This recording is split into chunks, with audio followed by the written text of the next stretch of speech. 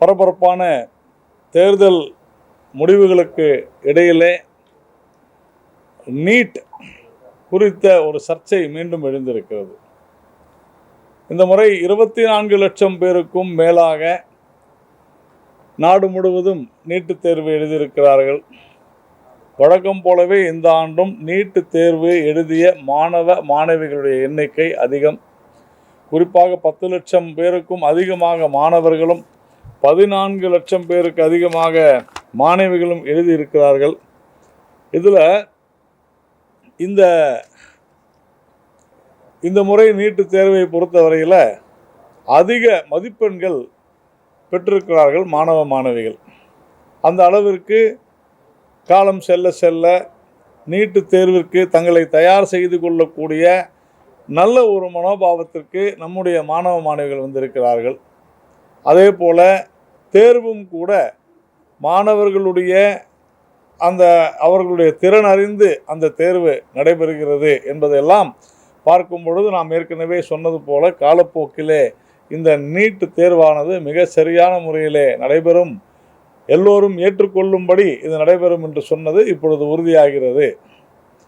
ஆனால் வழக்கம் போலவே தமிழகத்தில் நீட்டு தேர்வை எதிர்க்கக்கூடிய மீண்டும் ஒரு பிரச்சனையை எழுப்பியிருக்கிறார்கள். அதாவது இதுநாள் வரையில் கிராமப்புற ஏழை மாணவிகளுக்கு மருத்துவ கல்வி மறுக்கப்படும் என்று சொன்னது பொய்யாகிவிட்டது. எப்படி என்றால், ஏழை மக்கள் அதிக அளவில் ஒவ்வொரு முறையும் நாம் பார்க்கிறோம், நம்முடைய ஊடகங்களிலே கூட தொலைக்காட்சிகளிலும் பத்திரிகை செய்திகளிலும் தொடர்ந்து பார்க்கிறோம், ஏழை மக்கள் எப்படியெல்லாம் இளநீர் விற்கிறவங்களிலிருந்து காய்கறி விற்கிற அந்த குடும்பத்திலிருந்து எல்லா சாதாரண மக்கள் அவர்களுடைய மகன்களும் மகள்களும் இன்றைக்கு கடந்த 3-4 வருடங்களாக நீட்டு தேர்வு எழுதி மருத்துவம் படித்து கொண்டிருக்கிறார்கள். இது ஒரு மிகப்பெரிய சாதனையாக போய்கொண்டிருக்கிறது. அதே போல் அந்த 7.5 விழுக்காடு இதில் அரசு பள்ளிகளில் வந்ததிலிருந்து நூற்றுக்கணக்கான மாணவர்கள் நம்முடைய தமிழக அரசு பள்ளியில் படித்த மாணவிகள் இன்றைக்கு மருத்துவம் படித்து கொண்டிருக்கிறார்கள் என்பது ஒரு மிகப்பெரிய சாதனை. இதெல்லாம் நீட்டினுடைய ஒரு மிகப்பெரிய வரலாற்று சாதனையாகத்தான் நாம் பார்க்க வேண்டும். அதே போல் மாவட்டங்கள், தமிழ்நாட்டில் இருக்கக்கூடிய மாவட்டங்களில் நீட்டுக்கு முன்னால் 1-2 பேர் தான் பல மாவட்டங்கள் இருந்தது. உதாரணத்திற்கு விருதுநகர், நீலகிரி மாவட்டத்திலலாம் ஒருவர் கூட மருத்துவ படிப்புக்கு போக முடியாத ஒரு சூழ்நிலை இருந்தது. ராமநாதபுரம், இங்கெல்லாம் பெரம்பலூர்லாம் 2 பேர் 3 பேர் இருந்துச்சு. இன்றைக்கி கிட்டத்தட்ட ஒவ்வொரு மாவட்டத்திலிருந்தும் தமிழ்நாடு முழுக்க 20 பேர் 30 பேர் என்று இரட்டைப்பட எண்ணிக்கையிலே அதிகமாக பயின்று வருகிறார்கள் என்பது, மருத்துவ அனுமதி பெற்று மருத்துவ கல்லூரிகளிலே பயின்று வருகிறார்கள் என்பது குறிப்பிடத்தக்கது. இதிலேருந்து அதாவது எப்படின்னா, கடந்த 3 வருடங்களுக்கு முன்னால் நாம் பார்க்கும்பொழுது இந்த பிரேக்கப் கொடுப்பாங்க. அதாவது எந்தெந்த மாவட்டத்திலிருந்து எவ்வளவு பேருன்னு. இது சமீப காலமாக அதை நிறுத்திட்டாங்க. ஏன் நிறுத்திட்டாங்கன்னா, கோழிப்பண்ணை பள்ளிகள் என்று சொல்லப்படக்கூடிய நாமக்கல், ராசிபுரம் போன்ற பகுதிகளில் அதிக கட்டணம் செலுத்தி மருத்துவ படிப்புக்கு நுழைய வேண்டும் என்பதற்காகவே உருவாக்கப்பட்ட இந்த பள்ளிகளிலிருந்து தேர்வாகக்கூடிய மாணவிகள் குறைந்து இன்றைக்கு சராசரியாக எல்லா மாவட்டங்களிலிருந்தும் கிராமங்களிலிருந்தும் மாணவிகள் மருத்துவ படிப்புக்கு சென்று கொண்டிருக்கிறார்கள் என்பது புலனாகிவிட்டது. அதே போல இடஒதுக்கீட்டுக்கு ஆபத்து வரும் என்று சொன்னார்கள். ஆனால் இதுவரையிலும் இடஒதுக்கீடுனால் எந்த விதமான பாதிப்புக்கு யாருமே, எந்த சமுதாயத்தை சார்ந்தவர்களுமே ஆளாகவில்லை என்பது தெளிவாக இருந்தது. அதே மாதிரி சொந்த மாநில மொழியில் எழுதணும்னு சொன்னாங்க. இன்றைக்கி ஒவ்வொரு வருடமும் சொந்த மாநில மொழிகளில் எழுதக்கூடிய மாணவ எண்ணிக்கை அதிகமாகி கொண்டே இருக்கிறது. இந்த முறை கூட 38,000 பேருக்கும் மேலாக நம்முடைய மாணவிகள் தமிழ் மொழியில் எழுதியிருக்கிறார்கள். அதனால் என்னவெல்லாம் குற்றச்சாட்டு சொன்னார்களோ, இடஒதுக்கீடு பாதிக்கும், ஏழை அல்லது அரசு பள்ளிகளில் படிக்கக்கூடிய மாணவர்களுடைய கல்வி, அதாவது மருத்துவ கல்வி பாதிக்கும், இப்படியெல்லாம் பேசிக்கொண்டிருந்ததெல்லாம் மாறி இன்றைக்கி அதையெல்லாம் பொய் என்று நிரூபிக்கப்பட்டு எல்லா விதமான எல்லா பகுதிகளிலிருந்தும் மாணவ மாணவிகள் பயின்று வருகின்றனர். அப்படிப்பட்ட சூழ்நிலையில் இப்போது இன்னைக்கு நேற்றைய தினம் முதல்வர் திரு மு.க.ஸ்டாலின் அவர்கள் புதிதாக ஒரு விஷயத்தை சொல்லியிருக்கிறார். அதாவது எப்படியாவது நீட்டுத் தேர்வை நம்ம தடுத்துட முடியாதான்ற ஆதங்கத்தில் பதட்டப்பட்டு போய் சொல்லியிருக்கிறார். கொஸ்டின் பேப்பர் லீக் ஆயிடுச்சு, கேள்வித்தாள் லீக் ஆயிடுச்சு, அதனால் நீட்டை ஒழிக்கணும் அப்படின்னு சொல்கிறாங்க. உங்கள் ஆட்சியில், இந்த ஆட்சியில் 2022 +1 +2 கொஸ்டின் பேப்பர் லீக் ஆகி நீங்கள் +1 +2 தேர்வை நிறுத்திட்டீங்களா? திருவண்ணாமலையில் அந்த சிஇஓவை கைது பண்ணிருக்கிறாங்க, நடவடிக்கை எடுத்திருக்கிறாங்க. அதே போல் டிஎன்பிஎஸ்சி இப்போ சமீபத்தில் நடந்த தேர்வில் கூட இதே கொஸ்டின் பேப்பர் லீக் ஆன விஷயம் என்ன ஆச்சு? அப்போ நீங்கள் இனிமேல் டிஎன்பிஎஸ்சி தேர்வே நடக்காது என்று சொல்லிவிட்டார்களா? அப்படி அல்ல. இது போன்ற இதில் குறிப்பாக இதில் எல்லாமே கொஸ்டின் பேப்பர் லீக் இருந்துச்சு. இதில் நான் சொன்ன விவகாரங்களில் திருவண்ணாமலையில் 2022 திமுக ஆட்சியில் நடந்துச்சு. அதே போல் தமிழ்நாட்டில் இப்போ சமீபத்தில் நடந்த மார்ச் 20 2023 கூட இப்போ சமீபத்தில் நடந்த தேர்வில் கூட கொஸ்டின் பேப்பர் லீக் இருந்திருக்குது. அதுலேயும் குற்றவாளிகள் மீது நடவடிக்கை எடுக்கப்படுகிறதே தவிர அந்த தேர்வையே நிறுத்தவில்லை என்பதை நாம் உணர வேண்டும். தொடர்ந்து இது நடைபெற்று கொண்டிருக்கிறது. ஆனால் நீட்டு தேர்வு விவகாரத்தில் இப்பொழுது நடைபெற்றதில் மிக தெளிவாக தேசிய அந்த தேர்வு ஆணையம் மிக தெளிவாக சொல்லியிருக்கிறது, கொஸ்டின் பேப்பர் எங்கேயுமே லீக் ஆகவில்லை, கேள்வித்தாள் லீக் ஆகவில்லை, இது வேண்டுமென்றே திட்டமிட்டு பரப்பப்பட்ட செய்தி, இதற்கு ஆதாரபூர்வமாக எந்த விதமான புகாரும் வரவில்லை, தெளிவாக சொல்லியிருக்கு. ஒரே ஒரு இடத்துல ராஜஸ்தானில் மட்டும் ஏற்கனவே விரைவாக தேர்வு எழுதி முடித்தவர்கள் தேர்வு நடந்து கொண்டிருக்கையில் வெளியே போனாங்க, அவங்க கையில் இருந்த கொஸ்டின் பேப்பர் அதை வச்சுக்கிட்டு இந்த மாதிரி ஒரு புரளியை கிளப்பிட்டாங்க, இதை தவிர வேறு ஒன்றும் இல்லை என்று தெளிவாக சொல்லியிருக்கிறார். அதே போல் கிளஸ்டர் சில பயிற்சி மையங்களில் சேர்ந்தவர்களுக்கு அதிக அளவில் மார்க் போட்டிருக்கிறாங்க அப்படின்னு முதலமைச்சர் ஸ்டாலின் அவர்கள் சொல்கிறாரு. எந்தெந்த பயிற்சி மையங்கள்ன்ற ஆவணத்தை, டாக்குமெண்ட்டை, ப்ரூஃபை அவர் கொடுக்கணும். ஒரு முதலமைச்சர் தான் ஒரு சில விஷயங்களை குற்றச்சாட்டாக சொல்வதென்றால் அதற்கான ஆதாரங்களை கொடுக்க வேண்டும். எதை எடுத்தோம் கவிழ்த்தோம் என்று அவர் இது போன்று பேசுவது என்பது வன்மையாக கண்டிக்கத்தக்கது. ஒரு முதலமைச்சருக்கு அது அழகல்ல. இது மாணவ மாணவிகளை, பெற்றோர்களை பாதிக்கக்கூடிய ஒரு மிக பெரும் செயல். அதே போல் இந்த கிரேஸ் மார்க்னு சொல்லுவாங்க, கருணை மதிப்பெண்கள், அதெல்லாம் இஷ்டத்துக்கு போட்டுட்டாங்கன்னு 2018 நீதிமன்றம் என்ன உத்தரவிட்டிருக்கிறதோ அந்த வழிகாட்டுதலின்படி சில இடத்துல நேரம் குறைவாக சில அங்கே இருக்கக்கூடிய தேர்வர்களின் கவனக்குறைவினால் ஏற்பட்ட விஷயத்திற்காக நீதிமன்றம் என்ன சொல்லிட்டோ அதன்படி செய்யப்பட்டிருக்கிறது என்பதை மிக மிக தெளிவாக நம்முடைய தேசிய தேர்வு ஆணையம் மிக தெளிவாக சொல்லியிருக்கிறது. அப்போது எந்தவித அடிப்படை ஆதாரமும் இல்லாமல் முதலமைச்சர் திரு ஸ்டாலின் அவர்கள் நீட்டுத் தேர்வு குறித்து பேசியிருப்பது என்பது இந்த கோழிப்பண்ணை பள்ளிகள் என்று சொல்லப்படுகிற அந்த பணக்கார பள்ளிகளுக்கும் தனியார் மருத்துவக் கல்லூரிகளுக்கும் முதலமைச்சர் ஸ்டாலின் அவர்கள் வக்காலத்து வாங்கி பேசுகிறார் என்பது மீண்டும் நிரூபணமாகிறது. எந்த அடிப்படை ஆதாரமும் இல்லாமல் ஒரு மாநிலத்தினுடைய முதலமைச்சர் பேசுவது என்பது உண்மையிலேயே வருந்தத்தக்க ஒரு செயலாகத்தான் கருதப்படுகிறது.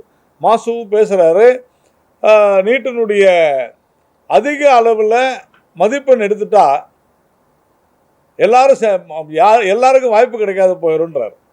ஒரு காலத்தில் பார்த்தோம்னா நம்ம தமிழ்நாட்டில் கட் ஆஃப் பார்த்தீங்கன்னா 198 முடிஞ்சிடும். மேக்சிமம் கட் ஆஃப் பார்த்தீங்கன்னா 98 தான், அதுக்கு கீழே இருக்கிறவங்களுக்கு கிடையாது. ஆனால் இன்றைக்கி என்ன ஆகுது, cut off 720, first cut off 720, கடைசி கட் ஆஃப் 560. எவ்வளோ டிஃப்ரென்ஸ் இருக்குது? அப்போ எவ்வளோ பேருக்கு வாய்ப்பு இருக்குது? ஆனால் நம்முடைய மெடிக்கல் காலேஜ் டைரக்ட் அட்மிஷன் பொழுது first cut off 200, last cut off 198. அப்போது ஒரு சில படிப்பு இதே குற்றச்சாட்டு இங்கே தானே பொருந்தது ஆக்சுவலாக. அப்போது இங்கே இருக்கக்கூடிய அவங்க என்ன கேட்குறாங்கன்னா, எப்படி நீட்டில் இவ்வளோ மார்க் போட முடியும்னு கேட்குறாங்க. நீங்கள் எப்படி இவ்வளோ மார்க் 200 மார்க் ஒவ்வொரு பள்ளிகள்லையும் லட்சக்கணக்கான பேருக்கு 200 மார்க் எப்படி போடுறாங்க? 12ஆம் கிளாஸில். அப்போ இதையெல்லாம் தவறா நீங்கள் ஏற்றுக்கொள்கிறீர்களா? படிக்காமையே நீங்கள் மார்க் போடுறீங்களா? இதையெல்லாம் நாம் இப்போ கேட்க வேண்டிய ஒரு நிர்பந்தம் வந்து விடுகிறது. அதனால் எப்படியாவது நீட்டுத் தேர்வை நிறுத்திட வேண்டும் என்று கனவு காண்கிறார் முதல்வர். இங்கே need is here to stay. நீட்டை இனி யாராலும் ஒழிக்க முடியாது. ஏனென்றால் நீட் தேர்வு என்பது ஏழைகளுக்கானது, ஏழை குடும்பங்களுக்கானது, கிராமப்புற மாணவிகளுக்கானது. அதனால் இவர்கள் எல்லாரும் சேர்ந்து தனியார் பள்ளிகளுக்காகவும் தனியார் கல்லூரிகளுக்காகவும் மருத்துவக் கல்லூரிகளுக்காகவும் இவர்கள் எல்லோரும் சேர்ந்து செய்கிற சதி திட்டம்தான் நீட் எதிர்ப்பு என்கிற நாடகம். உச்சநீதிமன்றம் மிக தெளிவாக நீட் நடைபெற வேண்டும் என்று சொல்லியிருக்கிறது. எல்லாவற்றுக்கும் மேலாக நீட்டிற்கு முன்னால் தமிழகத்தில் தமிழக மாணவ மாணவிகள் பயின்று வந்திருந்த எண்ணிக்கை, மருத்துவக் கல்லூரிக்கு அனுமதிக்கப்பட்டிருந்த எண்ணிக்கை இன்று 2 மடங்காகி இருக்கிறது. ஏனென்றால் நீட் பொது தேர்வு என்பதால் எல்லா இடத்திலும் மற்ற மாநிலங்களில் கூட நம்முடைய பள்ளி மாணவ மாணவிகள் அதிக இடத்துல வெளி மாநிலங்களுக்கு சென்று படிக்கிறார்கள். இதற்கு முன்னால் அது போன்ற சூழ்நிலை இருந்ததில்லை. அப்போது உங்களுடைய நோக்கம் என்ன அப்படிங்கிறதா மிக மிக முக்கியமான கேள்வி. இதையெல்லாம் பாரதிய ஜனதா கட்சி ஆதாரத்தோடு நாம் இப்பொழுது சொல்லி இருக்கிறோம். குற்றச்சாட்டுகளை ஆதாரத்தோடு முன்வைப்பார்களேயானால் நாமும் அதை செய்வோம். ஒவ்வொரு வருடமும் கடந்த நீட்டுக்கு முன்னர் 10 வருடங்கள் ஒவ்வொரு மாவட்டத்திலிருந்தும் எவ்வளவு மாணவ மாணவிகள் தேர்ச்சி பெற்றனர், நீட்டுக்கு பிறகு எவ்வளவு மாணவ மாணவிகள் தேர்ச்சி பெற்றனர் என்பதை தமிழக அரசு வெளியிட வேண்டும். ஒவ்வொரு மாவட்டத்திலிருந்தும் நீட்டுக்கு முன்னர் அரசு பள்ளிகளிலிருந்து மருத்துவக் கல்லூரிக்கு அனுமதிக்கப்பட்டவர்கள் எத்தனை மாணவ மாணவிகள், இப்பொழுது எத்தனை மாணவ மாணவிகள், இதையெல்லாம் உறுதியாக ஒரு வெள்ளை அறிக்கையாக வெளியிட வேண்டும். அதை விட்டுவிட்டு பணம் படைத்தவர்களுக்காக பேசிக்கொண்டிருப்பது, தனியார் கல்லூரிகளுக்காக பேசிக்கொண்டிருப்பது என்பது தவறானது. இப்பொழுது கூட ஒரு சில தனியார் கல்லூரிகள் விண்ணப்பித்திருக்கின்றன தேசிய அளவில் இதற்கு மருத்துவக் கல்லூரி தொடங்குவதற்கு. அதில் கூட சில திமுகவினுடைய மிக முக்கிய உறுப்பினர்கள் கூட அவர்களும் விண்ணப்பித்திருக்கிறார்கள் என்பதுதான் மிக முக்கியமான விஷயமே. அப்போது சொல்வது ஒன்று, செய்வது ஒன்றாகத்தான் திராவிட முன்னேற்ற கழகம் இருக்கிறது என்பதற்கு இதைவிட ஒரு சான்று தேவையில்லை. அப்போது முதல்ல தன்னுடைய செட் அவர் ஹவுஸ் இன் ஆர்டர்னு சொல்லுவாங்க. அப்போது உங்களுடைய எம்பிக்கள் உங்களுடைய கட்சியில் இருக்கக்கூடிய தலைவர்களிடத்தில் சொல்லி நாம் நீட்டை எதிர்க்கிறோம், அதனால் மருத்துவக் கல்லூரிலாம் நடத்தாதீங்க அப்படின்னு சொல்லுவாங்களான்றதான் நம்முடைய கேள்வி. நாளைய தினம் நம்முடைய பாரத பிரதமர் திரு நரேந்திர மோடி அவர்கள் ஒரு வரலாற்று சாதனையை படைக்க இருக்கிறார். உலகத்திலேயே அதிக மக்கள் தொகை கொண்ட ஒரு நாட்டில், ஒரு டைவர்சிஃபைடு கண்ட்ரி என்று சொல்வார்கள், பல மாநிலங்கள், பல மொழிகள், பல்வேறு வாழ்க்கை முறைகள் கொண்ட ஒரு நாட்டில், பல்வேறு பிரச்சனைகள் இருக்கக்கூடிய ஒரு நாட்டில் 3வது முறையாக ஒருவர் 140 கோடிக்கும் மேலான மக்கள் தொகை கொண்ட நாட்டில் 3வது முறையாக நம்முடைய பாரத பிரதமர் நரேந்திர மோடி அவர்கள் பிரதமராக பொறுப்பேற்பது என்பது உலகத்திலேயே எந்த நாட்டிலும் நடக்காத ஒரு விஷயம். இப்படிப்பட்ட சூழ்நிலையில் இந்த வரலாற்று சிறப்புமிக்க இந்த நாளில் இந்தியா முழுவதும் மட்டுமல்ல, உலகத்தின் பல்வேறு மூலைகளிலிருந்தும் இந்த பிரதமர் பதவியேற்பு விழாவிற்கு நாளை வருகிறார்கள்.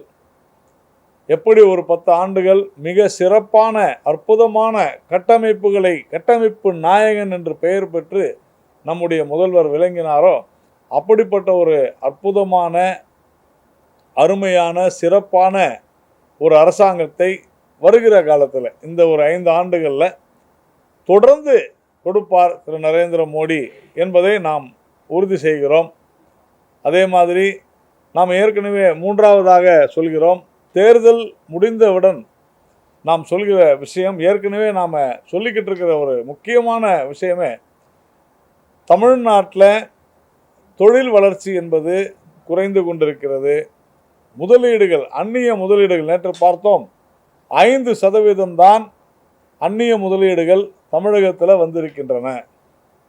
அதாவது தமிழ்நாட்டில் முதலீடுகளை செய்வதற்கு அந்நியர்கள் அதாவது அந்நிய முதலீடு செய்வதற்கு அஞ்சுகிறார்கள். காரணம் என்னவென்றால் இங்கு இருக்கக்கூடிய லஞ்ச லாவண்யம், இங்கு இருக்கக்கூடிய அலட்சியம், இங்கு இருக்கக்கூடிய நிர்வாகமின்மை, இதையெல்லாம் கலைந்து நம்முடைய மாநிலம் ஒரு மேனுஃபேக்சரிங் ஸ்டேட், உற்பத்தி மாநிலம் என்கிற பெருமையை மீண்டும் மீண்டும் நாம் பெறுவதற்கு தமிழக முதல்வர் முயற்சிக்க வேண்டும், தமிழக அரசு முயற்சிக்க வேண்டும். இதையெல்லாம் செய்யாமல்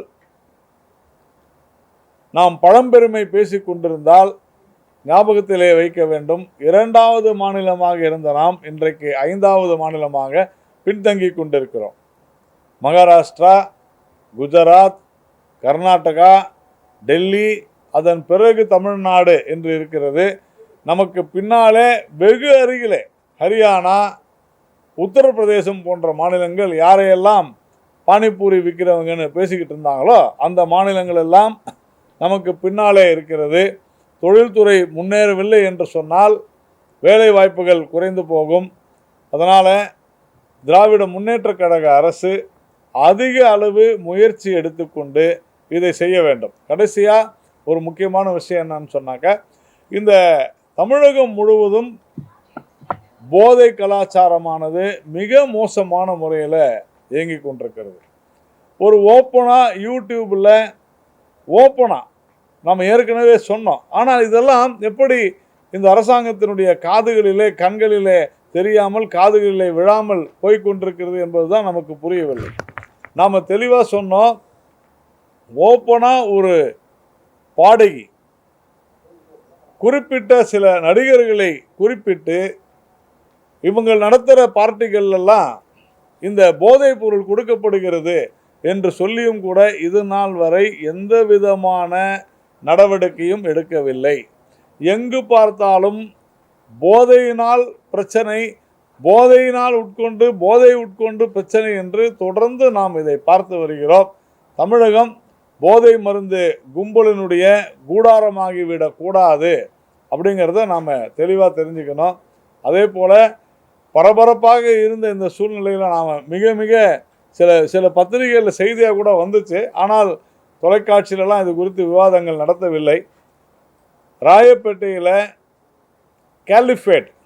கேலிஃபேட் உருவாக்க வேண்டும், கலிப்பா உருவாக்க வேண்டும் என்று ராயப்பேட்டையில் ஒரே குடும்பத்தை சென்ற 3 பேர் உட்பட 6 பேர் கைது செய்யப்பட்டிருக்கின்றனர்.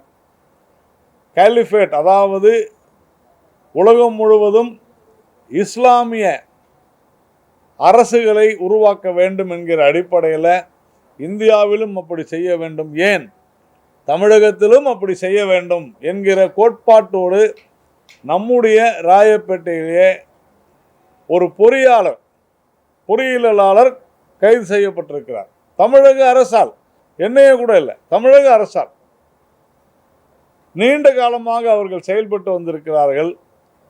ஜனநாயகத்தை எதிர்க்க வேண்டும், தேர்தல்கள் நடைபெறக்கூடாது என்றெல்லாம் சொல்லி பிரச்சாரம் செய்திருக்கிறார்கள். ஜாகிர் நாயக் நமக்கெல்லாம் தெரியும், அந்த ஜாகிர் நாயக்கனுடைய அந்த போதனைகளால் உந்தப்பட்டு தமிழகம் முழுக்க ஆள் சேர்த்திருக்கிறார்கள். இப்படி தமிழகத்தில் பயங்கரவாத நடவடிக்கைகள் கொஞ்சம் கொஞ்சமாக முளைவிட்டு கொண்டிருக்கின்றன. இது தமிழகத்திற்கு நல்லதல்ல, மிகவும் மோசமான ஒரு சூழ்நிலைக்கு தமிழகம் சென்று கொண்டிருக்கிறது. ஒரு பக்கம் நாம் பார்க்கிறோம் டாஸ்மாக் மதுவினால் ஏற்படக்கூடிய கொடுமைகள், இன்னொரு பக்கம் போதைப் பொருட்கள் அதிகரிக்கக்கூடிய ஒரு சூழ்நிலை, மற்றொரு பக்கம் பயங்கரவாத செயல்களை செய்வோருடைய எண்ணிக்கை அதிகரித்து வருவது என்று தமிழகம் ஒரு நிர்வாகமின்மை காரணமாக மிக மோசமான சூழலுக்கு தள்ளப்படுகிறது. இதையெல்லாம் அரசு கருத்தில் கொள்ள வேண்டும். அதை விடுத்து தனியார் பள்ளிகளுக்காகவும் தனியார் கல்லூரிகளுக்காகவும் நீட்டுத் தேர்வு வேண்டாம் என்ற பழைய பல்லவியே பாடிக்கொண்டிருப்பது என்பது முதலமைச்சருக்கு அழகல்ல. இந்த நாட்டினுடைய மாநிலத்தினுடைய சட்டம் ஒழுங்கை இந்த மாநிலத்தினுடைய கண்ணியத்தை, கௌரவத்தை, கட்டுப்பாட்டை, கண்ணியத்தை காப்பாற்ற வேண்டிய மிக முக்கிய பொறுப்பு திரு மு.க. ஸ்டாலின் அவர்களுக்கு இருக்கிறது. அதனால் இந்த அரசாங்கம் மிக மோசமான முறையில் செயல்பட்டு கொண்டிருக்கிறது. தேர்தல்கள் எல்லாம் முடிந்து விட்டது. இனியாவது நிர்வாகத்தை சீர்திருத்த வேண்டிய கடமையும் பொறுப்பும் தனக்கு இருக்கிறது என்பதை திரு ஸ்டாலின் அவர்கள் உணர வேண்டும். நான் சொல்வதற்கு தான் இருக்கு. நீங்க வேற ஏதாவது தேவையான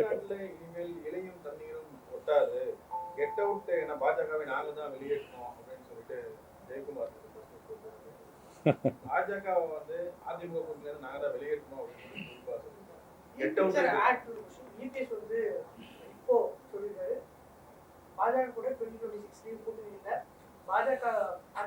வெளியேறதுனால கடந்த 2019 அதிமுகவுடைய வாக்கு சதவீதம் அதிகரித்து, அதாவது இளையும் அடையாளப்படுத்தியதும் அதிமுக தான். அந்த கூட்டணி இருந்தால் தான் அண்ணாமலையும் அடையாளப்படுத்தப்பட்டார். இலையும் தண்ணீரும் ஒட்டாதுன்னு சொன்னா தண்ணீர் எப்போதும் ஒரே மாதிரி தான் இருக்கும். அந்த இலை இருக்கு பார்த்தீங்களா, காஞ்சி போச்சுன்னா ஒட்டாது. இலை காய்ந்து விட்டது, அதனால் ஒட்டவில்லை. அதே மாதிரி இன்னொன்று என்ன சொன்னீங்க, இலையும் தண்ணீரும் ஒட்டாது, கட் அவுட். யாரும் யாரையும் கெட் அவுட்டெல்லாம் சொல்ல முடியாது. ஆனால் தமிழகத்தில் கிட்டத்தட்ட 50 வருடங்களாக குத்து சண்டை மேடையிலே இரு கட்சிகள் மட்டும்தான் இருந்தன. ஆனால் இன்றைக்கு பாதிக்கு பாதி தொகுதிகளில் கெட் அவுட் என்று சொன்னவர்களுக்கு நாக் அவுட் விழுந்திருக்கிறது என்பதை நாம் புரிந்து கொள்ள வேண்டும். அந்த நாக் அவுட் யாருக்கு விழுந்தது என்பது எல்லோருக்குமே தெரியும். கெட் அவுட் சொன்னவர்களுக்கு, அதுவும் சொன்னவருடைய மகனுக்கே அந்த நாக் அவுட் விழுந்திருக்கிறது. டெபாசிட் கூட கிடைக்கவில்லை என்பதை எங்களுடைய முன்னாள் மாநில தலைவர் டாக்டர் தமிழிசை சவுந்தரராஜன் அவர்களால் கொடுக்கப்பட்ட நாக் அவுட் என்பதையும் சொன்ன நபர் புரிந்து கொள்ள வேண்டும். உங்களுடைய கடந்த 50 வருடங்களாக நம்முடைய தமிழகத்தில் இரு கட்சிகள் மட்டும்தான் தேர்தல்களை நிர்ணயம் செய்து கொண்டிருந்தன, வெற்றி தோல்விகளை நிர்ணயம் செய்து கொண்டிருந்தன, திமுக, அதிமுக. அதனால் என்ன ஆச்சு அப்படின்னு சொன்னால், திமுகவோ இல்லை அதிமுகவோ முதலிடம், இரண்டாவது இடம், இப்படி தான் இருந்துச்சு. பல கட்சிகள் இந்த கட்சிகளை சார்ந்து தான் இருந்தன. பாரதிய ஜனதா கட்சி மட்டும்தான் அது துவங்கிய இந்த 44வது ஆண்டில் 44 ஆண்டுகளில்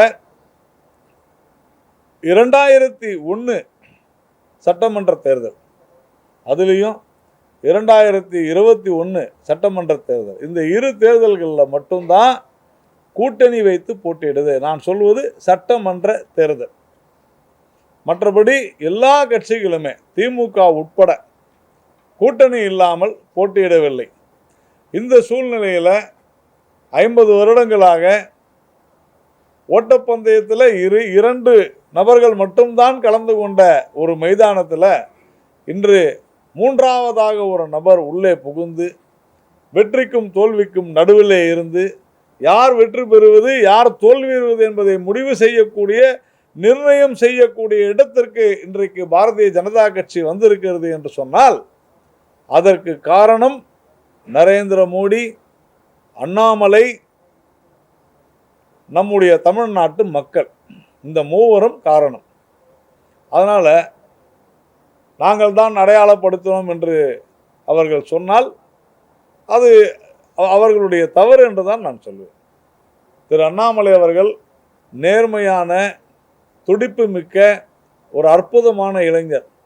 தமிழக மக்களால் அரசியலுக்கு வந்தவுடனேயே தமிழக மக்களால் ஈர்க்கப்பட்டவர், தமிழக மக்களால் விரும்பப்பட்டவர். இன்னைக்கு யார் என்ன சொன்னாலும் ஒவ்வொரு நபருக்கும் தெரியும். பத்திரிகைகளில் இன்னைக்கு இன்று காலை கூட ஒரு ஆங்கில பத்திரிகையில் படித்து கொண்டிருந்தேன்.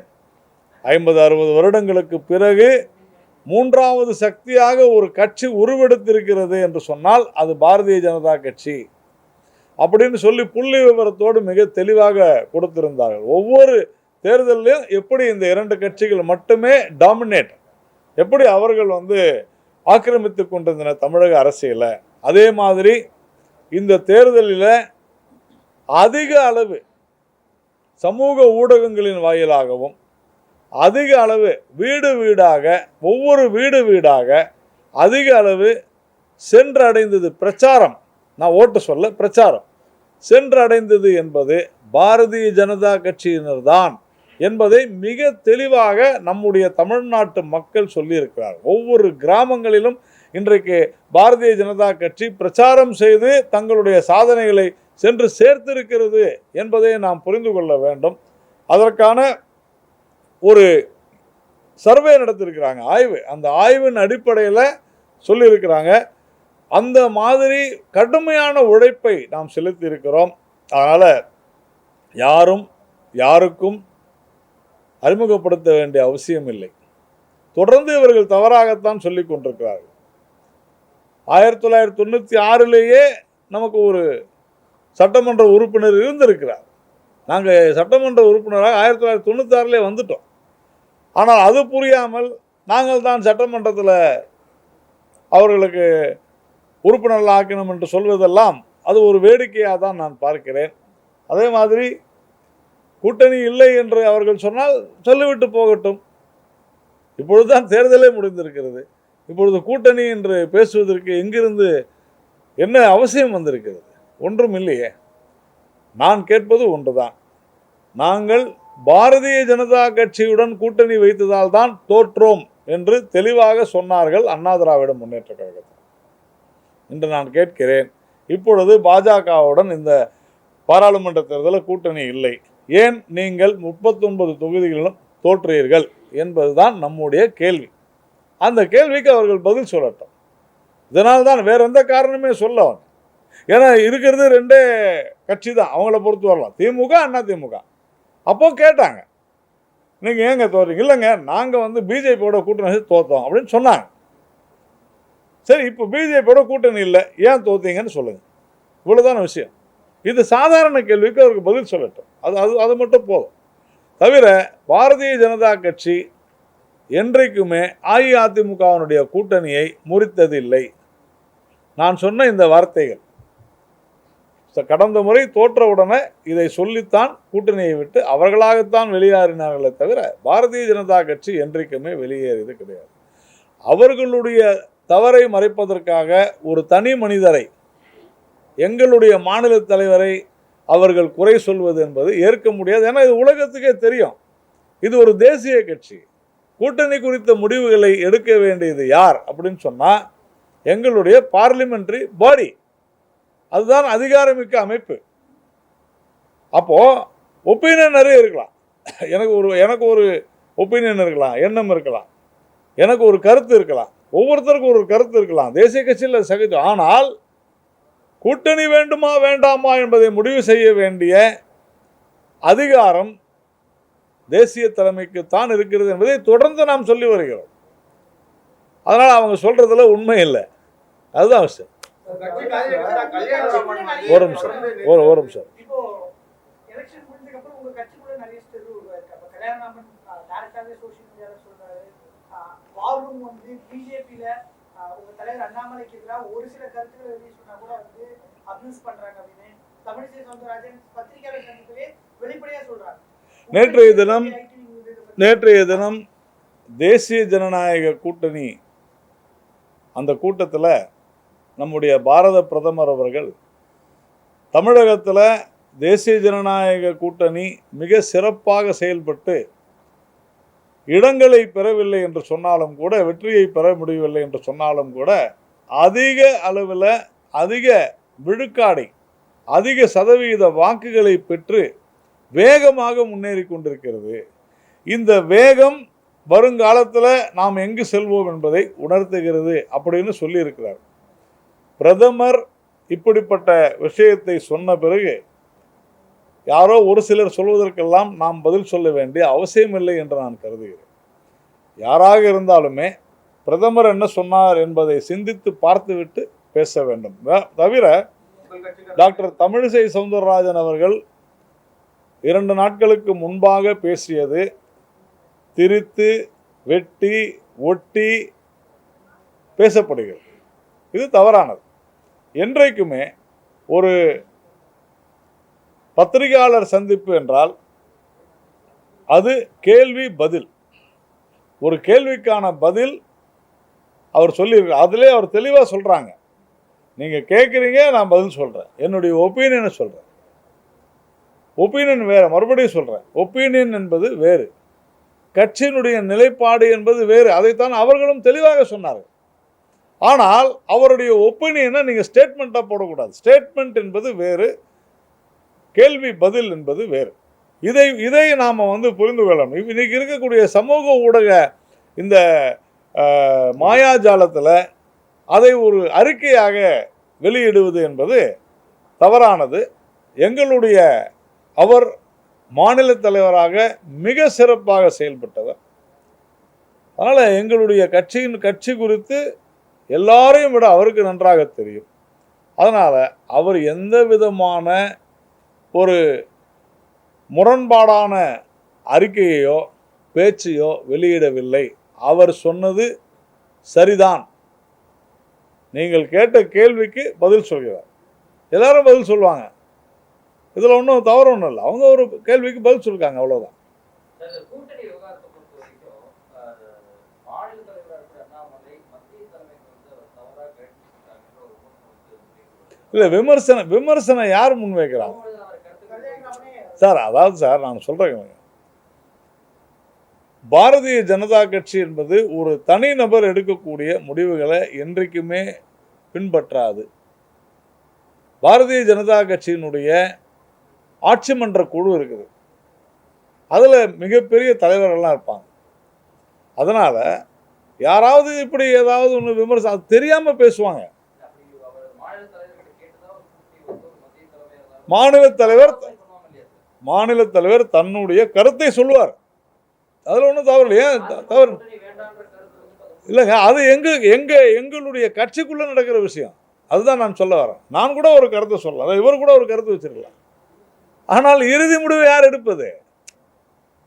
அப்போ பாரதிய ஜனதா கட்சி தனித்து போட்டியிடுவது என்ற முடிவை யார் எடுத்திருப்பார்கள்? கட்சி எடுத்திருக்கிறது. இவ்வளவுதான் விஷயமே. ஒப்பீனியன் இருக்கலாம் யாருக்கு வேணாலும்.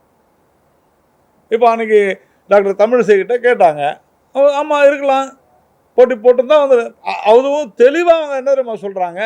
அரித்மெட்டிக்னு தெளிவாக சொல்கிறாங்க. மேத்தமெட்டிக்கலாக சொல்கிறேன், அரித்மெட்டிக்காக சொல்கிறேன், ரெண்டு ஓட்டையும் சேர்த்து பார்த்தா அப்படி இருக்குது. ஆனால் ஒவ்வொரு விஷயத்திற்கும் அரசியலில் சூழ்நிலை தான் காரணம். அந்தந்த சூழ்நிலை வியூகம் என்பதும் அப்படித்தான். அந்த சூழ்நிலைக்கேற்ற அன்றைக்கு வியூகம் இருந்தது. இன்றைக்கி அதை பற்றி ஒரு ஒப்பீனியனை சொல்கிறதுல தவறே கிடையாது.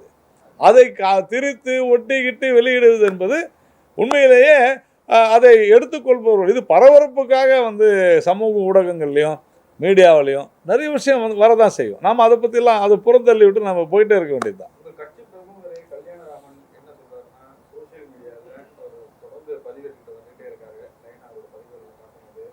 அண்ணாமலை அவர்கள் எடப்பாடி பழனிசாமிக்கு எதிர்ப்பாக தான் அவர் சுப்ரீம் தன்னுடைய ஆளுமையை காட்டணும்னு சொல்லிட்டு அந்த சமூகத்தினர், குறிப்பிட்ட சமூகத்தினருக்கு இவர் ஒரு ஆளுமையா வரணும்னு சொல்லிட்டு தான் இவர் எடப்பாடி பழனிசாமிக்கு பதிலாக இவர் தலைவராக வரணும்னு சொல்லிட்டு ஈடுபாடு பண்ணிட்டு இருக்காரு.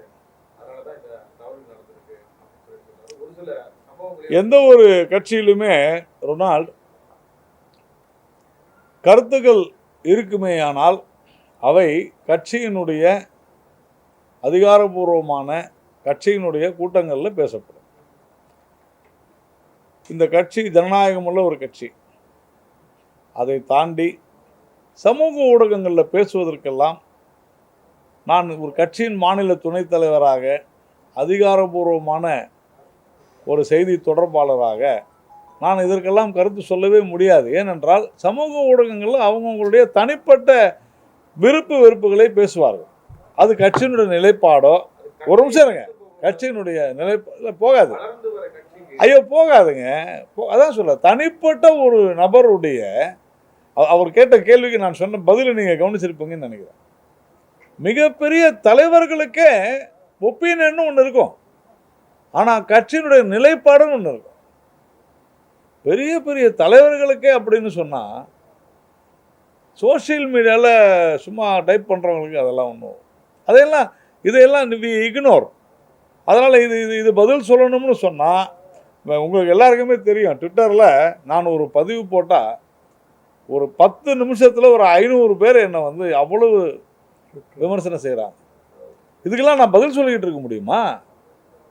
இன்றைக்கி சமூக ஊடகம் அப்படின்னு சொல்கிறது அந்த மாதிரி போயிடுச்சு. அது அவங்கவுங்களுடைய மனக்குறைகளை, அவங்கவுங்களுடைய ஆதங்கங்களை, அவரவர்களுடைய விமர்சனங்களை முன்வைக்கிறார்கள். இது கட்சியினுடைய ஃபோரமில் கட்சியில் முடிவெடுக்கக்கூடிய அதிகாரம் மிக்கவர்களை கட்சியினுடைய நிர்வாகிகளிடத்தில் அந்தந்த கூட்டங்களில் கண்டிப்பாக பேசப்படும். எங்கள் கட்சியில் இருக்கிற சுதந்திரம் வேறு எந்த கட்சியிலையுமே கிடையாது. நாங்களே பேசுவோம் எங்களுடைய இதில் இது இது இது இப்படி இந்த தொகுதியில் இப்படி செஞ்சுருக்கலாம், அப்படி செஞ்சுருக்கலாம், அது கண்டிப்பாக பேசக்கூடாது. அதுதான் ஜனநாயகம்.